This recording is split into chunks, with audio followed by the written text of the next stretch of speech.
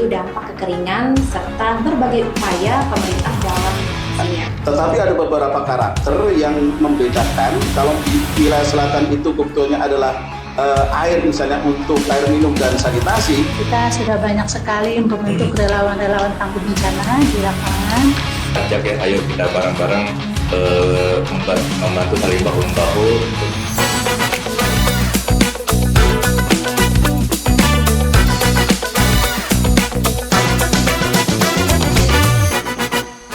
Assalamualaikum warahmatullahi wabarakatuh. Senang sekali kita sudah bersama Bapak dan Ibu dalam program podcast Humas Bekasi Cup. Ya, senang sekali bisa menemani waktu Sobat Diskom hari ini, dan juga tentunya saya senang sekali bisa bersama Bapak dan Ibu pada sore hari ini. Dan pada episode kali ini kita akan membahas isu yang sangat dekat dengan kehidupan masyarakat, yaitu dampak kekeringan serta berbagai upaya pemerintah dalam mengatasinya.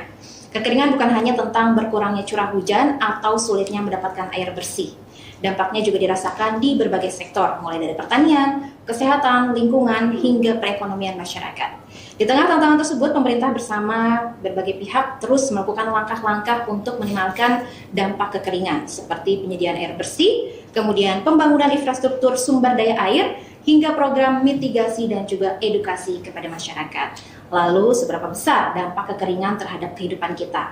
Dan upaya apa saja yang telah dilakukan pemerintah, dan juga bagaimana peran masyarakat dalam menghadapi kondisi saat ini. Nah, saat ini kami sudah bersama Bapak Agus Suparno SAGMM sebagai Sekretaris Badan. Selamat siang, Pak. Selamat siang. Sehat ya, Pak ya? Ya, sehat. Salam tangguh, salam kemanusiaan.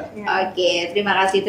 Kemudian ada Ibu Ani Heriani SAGMM, yaitu sebagai Kepala Bidang Pencegahan dan juga Kesiapsiagaan. Sehat ya, Pak ya? Semangat.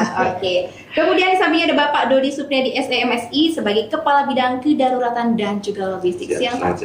Sehat ya, Pak ya? Alhamdulillah. Semangat. Salam tangguh ya untuk BPBD Kabupaten Bekasi. Siang hari ini meskipun cuaca di luar panas, namun kita sejuk di dalamnya, Pak ya. Ingin membahas mengenai seperti apa sih dampak kekeringan yang terjadi di wilayah Kabupaten Bekasi. Nah, saya langsung aja bertanya kepada Pak Sekban nih, Pak. Memasuki musim kemarau tahun ini, Pak. Bagaimana sih kondisi kekeringan di Kabupaten Bekasi secara umum nih, Pak? Baik, secara umum ya, kondisi kekeringan di wilayah Kabupaten Bekasi, bahwa berdasarkan prediksi dari Badan Meteorologi dan Geofisika, bahwa puncak musim kemarau di Provinsi Jawa Barat itu khususnya di Kabupaten Bekasi yaitu pada bulan Juli hingga September 2026 ya. Sejak tanggal 9 Juni sampai dengan 14 Juli 2026 itu kita sudah mengirimkan ya air bersih ke 3 kecamatan, 6 desa untuk 26 titik lokasi bagi masyarakat terdampak kekeringan ya. Dan ini sudah mulai cukup masif. Dan itu diperuntukkan untuk sekitar 2.787 KK.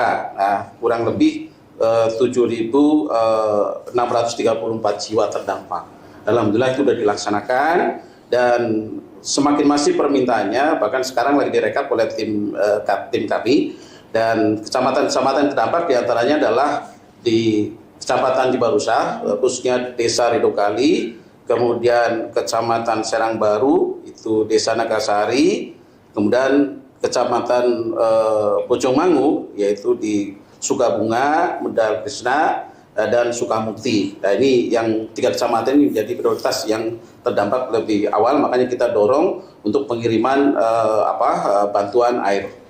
Oke, setiap harinya mereka mendapatkan air dari mana, Pak? Untuk 3 kecamatan dampak ini? Ya, kalau untuk ini karena ada di sini dari BPD ya. Kemudian nanti kalau misalnya pada link kedua atau keduanya bisa ngambil di daerah terdekat. Misalnya untuk Cibarusah bisa ngambil di sekitar Serang Baru. Di sana kan ada dari PDAM sudah lihat. Karena kita sudah ada MOU dengan PDAM sehingga diperbolehkan untuk mengambil atau sumber air di mana ada titik PDAM di situ untuk bisa diambil lewat tangki kita, dan kita langsung dorong ke lokasi yang membutuhkan. Dalam arti untuk merespon lebih cepat. Kalau misalnya dari Ridokali langsung ke BPD berarti kan lama. Makanya kita diperbolehkan untuk ngambil pada lokasi yang terdekat milik PDAM. Oke. Nah, lalu wilayah mana saja nih, Pak, yang menjadi prioritas dan rawan mengalami kekeringan pada tahun ini nih, Pak? Ya, berdasarkan pengalaman atau sesuatu yang lalu, bahkan itu memang boleh dikatakan ajeg lah ya, terutama wilayah selatan itu seperti Cibarusa, Serang Baru ya kan, kemudian termasuk juga Cikarang Selatan dan Cikarang Pusat itu menjadi prioritas utama yang kita dahulukan. Kita masih ingat cerita dulu kalau misalnya Cibarusa di Dogale itu ada satu sungai yang nama Ciwoe itu. Kalau mereka sudah artinya ada laporan dan sungainya kering itu biasanya udah itu patokannya Cibarusa berarti udah kekeringan. Tapi kalau di situ ada aliran sungai di Sungai Ciwoe berarti masih ada air. Oleh karena itu bisa menjadi dikatakan langganan itu setiap tahun. Berarti Cibarusa, Serang Baru, ya kan, kemudian Cikarang Pusat, termasuk juga bagian dari Cikarang Selatan juga ada. Tetapi ada beberapa karakter yang membedakan. Kalau di wilayah selatan itu kebutuhannya adalah air misalnya untuk air minum dan sanitasi, tapi nanti beda wilayah utara. Itu ada sebagian ya dari desa terutama di Muara Gembong. Ini saya jelaskan atau tegaskan, terutama di desa PAJ, Pantai Harapan Jaya, itu diperkirakan 6 km dari bibir laut sampai imbas ke pemukiman, yaitu di Pantai Harapan Jaya. Berarti kalau di situ misalnya sudah keringnya masif, maka air laut merembes, maka konsumsinya bagaimana? Ya membutuhkan support air dari kita. Karena air ada tetapi asin tidak bisa dinikmati. Jadi butuh support. Nah, karakter kekeringan ini beda dengan wilayah selatan tadi. Gitu. Jadi yang lebih rawan wilayah selatan untuk ya. kurang air bersih ya Pak ya. Ya, kalau misalkan di utara lebih ke pertanian mungkin ya Pak. Pertanian bisa. Baik Bapak, terima kasih. Kita akan beralih dulu ke Ibu Ani. Ini selaku Kepala Bidang Pencegahan dan Kesiapsiagaan ya Bu ya. Ibu, langkah-langkah apa saja nih Bu yang telah disiapkan BPBD Kabupaten Bekasi untuk mengantisipasi dampak kekeringan nih Pak? Ayo Bu. Terima kasih Ibu. Di sini langkah-langkah kami dari bidang pencegahan dan kesiapsiagaan yang sudah kami lakukan yaitu 7 langkah baru mungkin 7 langkah bisa jadi kesekian langkah kalau memang masih masif kekeringan di sini. Yang pertama menetapkan SK Bupati nomor 100.3.32 yaitu 2026 tentang status siaga darurat bencana kekeringan di wilayah Kabupaten Bekasi di tahun 2026. Terus yang keduanya kita menyiapkan personil, sarana dan prasarana dan kendaraan mobil tangki yang untuk sementara saat ini kami BPBD memiliki 8 tangki mobil. Dan yang ketiga kami koordinasi dengan Perumda Tirta Pagasasi tentang kesediaan air bersih baik itu di lokasi halaman BPBD maupun di masyarakat-masyarakat yang terkena terdampak kekeringan. Terus di sini kami koordinasi dengan anggota klaster logistik. Kebetulan kami di BPBD sudah mempunyai klaster logistik yang dimana keanggotaannya itu banyak para dunia usaha yang terlibat dan alhamdulillah saat ini klaster logistik yang sudah banyak terlibat dari PMI dan juga dari PDAM dan juga dari perusahaan-perusahaan yang selama ini sudah kami kerjasama. Mereka sangat siap dan sangat sigap dalam menghadapi kekeringan ini untuk membantu masyarakat. Dan selanjutnya yaitu kita menerbitkan surat edaran Bupati yaitu tentang meningkatkan kewaspadaan dan kesiapsiagaan kekeringan di Kabupaten Bekasi, dan juga kami menerbitkan surat edaran Kepala Pelaksana BPBD Kabupaten Bekasi yaitu tentang himbauan antisipasi mitigasi bencana kekeringan di wilayah Kabupaten Bekasi. Di sini dalam menerbitkan surat edaran Kepala Pelaksana BPBD yaitu kami ada 3. Pertama ditujukan untuk masyarakat seluruh, yang kedua kami tujukan untuk para camat, bagaimana mengantisipasi warganya masing-masing di desa dan kecamatannya biar antusias dalam penanganan kekeringan, dan yang ketiga kami menerbitkan SK yaitu himbauan kepada Perkimtan, yaitu di mana dinas tersebut harus mengadakan toren dengan kapasitas 8.000 liter di masyarakat yang terkena kekeringan. Itu saja sementara dari bidang kami, mudah-mudahan segera dan secepatnya selesai dari kekeringan. Bu, saya ingin bertanya mengenai tadi ada 8 mobil tangki air. Itu sudah maksimal Bu? Untuk saat ini insya Allah maksimal dan sudah kami siagakan dari setiap hari sesuai dengan permintaan kami. Berarti pendistribusian itu setiap hari dilakukan dari BPBD ke wilayah terdampak? Betul, disesuaikan dengan permintaan. Bisa jadi dalam satu hari kita berapa mobil tangki, jadi kami sebagai anggota dari BPBD menyesuaikan dengan permintaan masyarakat. Oke, baik. Terima kasih Ibu sudah menjawab dengan sangat luas sekali ya Bu ya. Nah sekarang kita mau ke Pak Dodi. Ini mengenai kedaruratan dan logistik ya Pak ya. Berbicara dengan logistik pasti ada di situ bantuan ya Pak ya. Bagaimana sih mekanisme penyaluran bantuan air bersih Pak kepada masyarakat yang terdampak kekeringan? Baik, terkait mekanisme untuk penyaluran air bersih, tentunya pertama-tama ada laporan dulu ya dari warga masyarakat yang terdampak kekeringan. Itu berjenjang melalui desa, dari warga masyarakat yang terkena melapor ke desa, dan desa kemudian menindaklanjuti dengan membuat surat permohonan ke BPBD. Nah, selanjutnya berdasarkan permohonan tersebut kita tindak lanjuti dengan mendistribusikan bantuan air bersih ya dari BPBD. Jadi setiap hari petugas kami mengisi air bersih di tangki yang sudah disiapkan oleh PDAM di halaman kantor BPBD. Kemudian setelah sampai di lokasi habis 5.000 liter ambil lagi di PDAM terdekat untuk kemudian didistribusikan lagi di wilayah tersebut. Kemudian selanjutnya tentunya kami meyakinkan ya ke PDAM untuk memantau terus ketersediaan air bersih sehingga kebutuhan air bersih di masyarakat bisa kita penuhi. Demikian. Oke, Pak, kita membahas agak sedikit keluar dari tema ya, Bu. Tapi masih tentang cuaca ekstrim. Ada yang dikatakan namanya dampak El Nino ya, Pak ya. Ini kan sebetulnya BMKG gitu ya, Pak. Tapi kita juga melihat bahwa di Kabupaten Bekasi ini juga merasakan dampak cuaca ekstrim panas ya, Pak ya. Betul. Nah, seperti apa sih, Pak, dampak El Nino di wilayah Kabupaten Bekasi ini? Mungkin Bapak bisa jelaskan sedikit, Pak. Baik. El Nino itu kan pemanasan global ya. Itu bahkan di Eropa sana sudah sangat panas, mata ekstrim, sudah mengakibatkan korban meninggal dunia ya. Kita 1000-an lebih ya. Itu berdampak juga ke kita, ke Indonesia, khususnya ke Kabupaten Bekasi. Menurut prediksi BMKG itu kemarau saat ini lebih panas dan lebih panjang durasinya ya. Tentunya akan mengakibatkan potensi krisis air bersih ya, dan mengakibatkan kebakaran beberapa wilayah. Kebetulan di wilayah kita kan tidak ada hutan ya, paling kebakaran juga cuma sebatas di terjadi jalan perlahan aja. Tetap kita antisipasi dari Dinas Damkar ya terkait kebakaran. Untuk air bersihnya tentunya kami berkolaborasi dengan PDAM dan instansi lainnya untuk sama-sama membantu mendistribusikan air bersih ke lokasi yang terdampak kekeringan.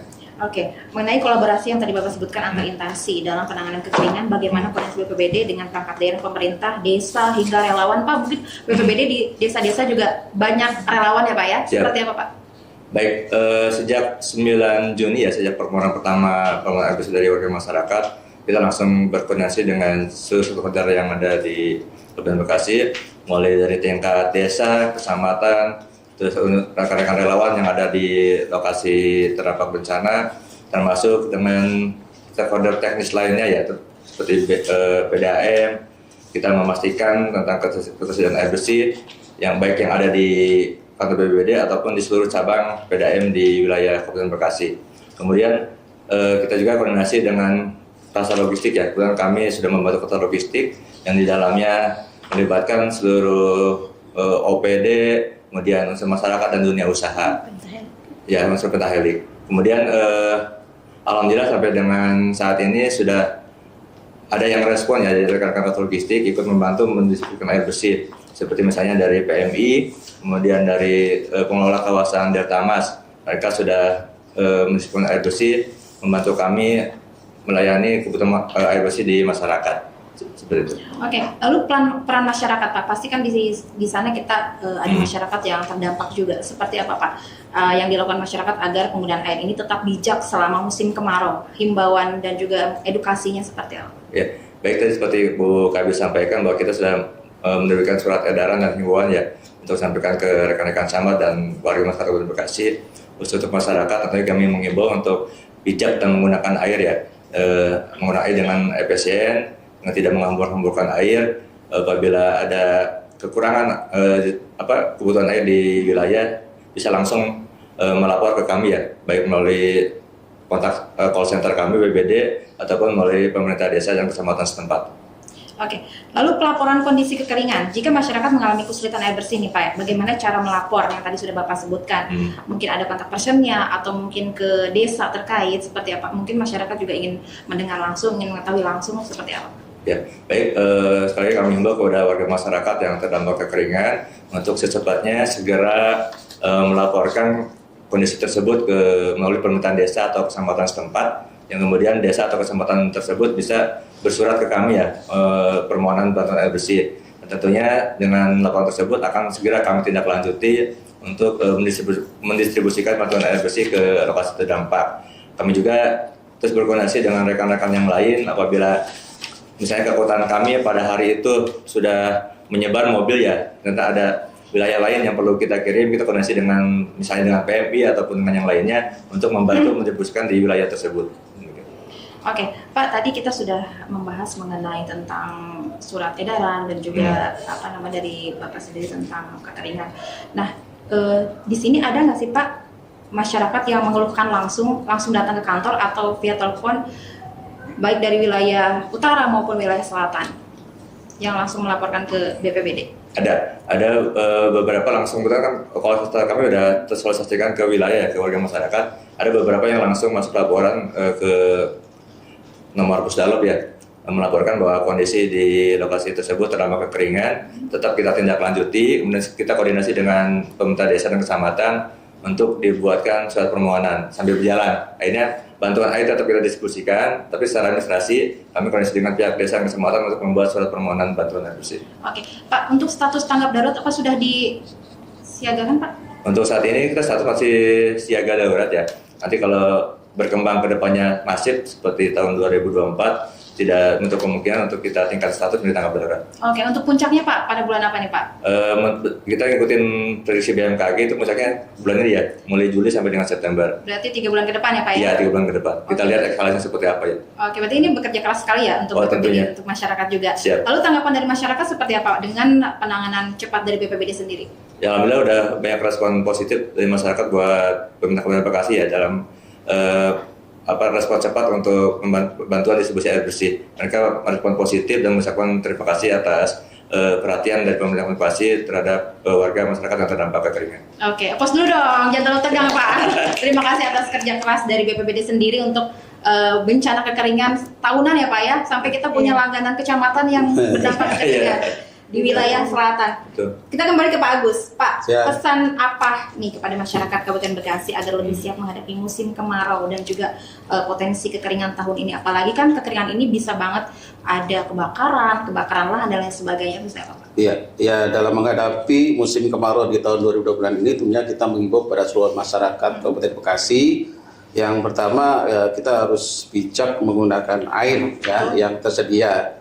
Karena bagaimanapun setetes air pasti akan berharga ketika musim kemarau panjang, apalagi diprediksi nanti ada El Nino segala. Tadi yang dijelaskan oleh Pak Kabid betul bahwa kalau sampai 3 bulan itu sangat luar biasa, berarti itu ada kemungkinan bisa tanggap darurat itu. Karena kemarin aja yang beberapa bulan itu bisa tanggap darurat, apalagi sampai ada El Nino ya. Ini juga maunya harus hati-hati masyarakat untuk bagaimana masuk air. Kemudian untuk pencegahan misalnya kebakaran ya, tidak membakar sampah sembarangan bagi warga masyarakat itu, kemudian juga membakar lahan, ya kan, kemudian siapkan tandon-tandon air atau bak-bak penampungan, termasuk untuk yang pertanian juga kita dihimbau untuk bagaimana mempersiapkan pompanisasi kalau terjadi kemarau panjang.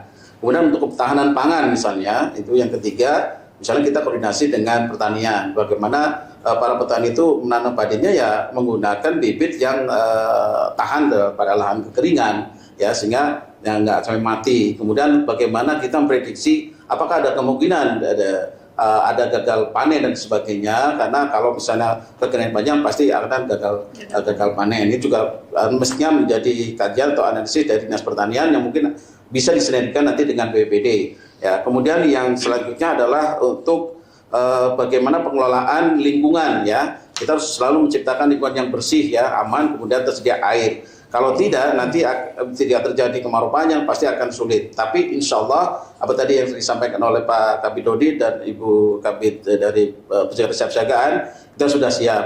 Semua regulasi sudah dibuat dan sebagainya, kemudian tim juga disiagakan, sarana prasarana juga disiagakan, dan kita selalu koordinasi dengan stakeholder yang ada, baik dengan PDAM terutama, dengan PMI, Basnas, Dinas Sosial, Dinas Kesehatan, terutama nanti Dinas Kesehatan. Apalagi misalnya ini kemaraunya meluas, berarti bagaimana dari kesehatan? apakah mungkin muncul flu, ya kemudian demam berdarah sebagainya karena ada nyamuk. Biasanya kalau musim baru kan banyak nyamuk. Ini juga bisa disinergikan. Insya Allah dengan kita selalu pantau perkembangannya dari BMKG, apakah nanti bisa benar-benar masif sampai dengan 3 bulan, berarti kita harus memprediksi bahwa setiap 2 minggu sekali pasti kita ada evaluasi ya dari kerja kita. Takutnya nanti masif, berarti kalau tidak dievaluasi atau tidak dipantau, berarti nanti keduluan dari kita tidak siap. Padahal kita selalu siap. Insya Allah dengan selalu kita mempunyai moto ya kan, kenali bahayanya, kurangi risikonya, insya Allah siap untuk selamat termasuk dalam menghadapi kekeringan. Terima kasih Bapak, sangat jelas sekali tadi penjelasannya. Mungkin ada tambahan dari Ibu, Bu? Tambahan dari saya, kebetulan bidang PK itu ya, pencegahan dan kesiapsiagaan, kita sudah banyak sekali membentuk relawan-relawan tangguh bencana di lapangan, baik itu relawan Destana, Katana, Desa Tangguh Bencana, dan Kelurahan Bencana, dan Kencana juga kita sudah dibentuk, Kecamatan Tangguh Bencana, juga SPAB, Satuan Pendidikan Aman Bencana, dan FPRB, Forum Pengurangan Risiko Bencana, dan satu lagi ada FKKRKB. Nah, itu dimohon kepada teman-teman yang di Kabupaten Bekasi khususnya untuk teman-teman relawan, baik itu dari komunitas apa saja yang sudah kita latih, kita bentuk, kita sudah bersama saling dukung, saling membantu masyarakat yang terkena musibah kekeringan. Apapun yang kita bisa, baik itu berupa pemberitahuan ke kami BPBD, apapun berupa bantuan dari PDAM terdekat untuk menyalurkan, itu kita bahu-membahu. Jadi masyarakat, bencana masyarakat satu kelompok itu masalah kita bersama dan kita wajib tuntaskan bersama. Oke, setuju sekali dengan Ibu ya, terutama untuk Bu Ani. Dan lalu untuk Pak Dodi mungkin ada tambahan himbauan kepada masyarakat, Pak? Ya, lebih khusus mungkin himbauan ke rekan-rekan anggota Kasar Logistik ya. Kami mengimbau dan mengajak ya, ayo kita bareng-bareng membantu saling bahu-membahu untuk meringankan warga masyarakat yang terdampak kekeringan. Tentunya bantuan dari rekan-rekan anggota Kasar Logistik sangat kami harapkan mengikuti jejak-jejak teman yang lain dari PMI, dari Detamas dan yang lainnya. Nanti berkoordinasi dengan kami kemana akan kirim bantuannya, nanti kami akan arahkan ke lokasi yang terdampak. Demikian. Oke, terima kasih Bapak Ibu dan juga Sobat Diskom. Perbincangan singkat namun banyak sekali maknanya dan juga memberikan kita inspirasi dan membuat empati untuk warga dan juga wilayah yang terdampak ya Bu ya, kita saling membantu.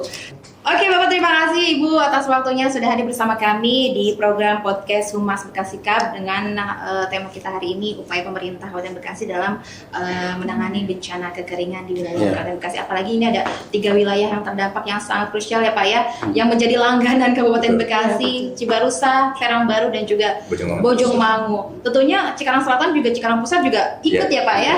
Dan untuk wilayah utara mungkin lebih ke pertanian. Dan ini juga kemarin kita sudah podcast juga bersama Dinas Pertanian ya Pak ya, mengenai bencana kekeringan juga.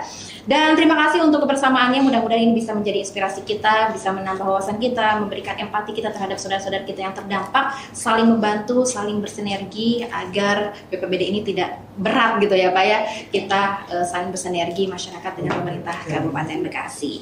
Dan senang sekali kita sudah bersama di 30 menit hari ini. Dan tentunya ini bisa menjadi pembelajaran untuk kita semua. Kemarau panjang memang membawa banyak tantangan, mulai dari keterbatasan air, gangguan pada pertanian, hingga meningkatnya risiko kebakaran. Namun setiap tantangan selalu membuka peluang untuk bertindak lebih bijak. Kita bisa memulai dari langkah sederhana, seperti menghemat penggunaan air, menampung air hujan saat tersedia, menjaga lingkungan, serta saling bekerja sama membantu masyarakat yang terdampak. Perubahan besar selalu berawal dari tindakan kecil yang dilakukan secara konsisten. Dengan kepedulian, gotong royong, dan juga pengelolaan sumber daya yang lebih baik, kita dapat mengurangi dampak kemarau panjang dan juga membangun ketahanan menghadapi perubahan iklim di masa depan. Senang sekali ya. Tentunya terima kasih telah bersama kami dalam podcast hari ini. Semoga pembahasan ini memberikan wawasan dan juga inspirasi kita semua untuk menjadi bagian dari solusi. Sampai jumpa di episode berikutnya. Tetap peduli, tetap bijak, dan juga tetap menjaga lingkungan kita. Dan jangan lupa nih Sobat Diskom untuk share podcast ini ke teman dan juga keluarga agar semakin banyak yang sadar dan juga bergerak terhadap perubahan kecil namun berdampak besar. Bapak, untuk lebih semangat lagi masyarakat nih, mungkin ada tagline dari BPBD Kabupaten Bekasi Pak? Ada, yaitu kita selalu kenali bahayanya, kurangi risikonya, dan siap untuk selamat. Salam tangguh. Tangguh, tangguh, tangguh.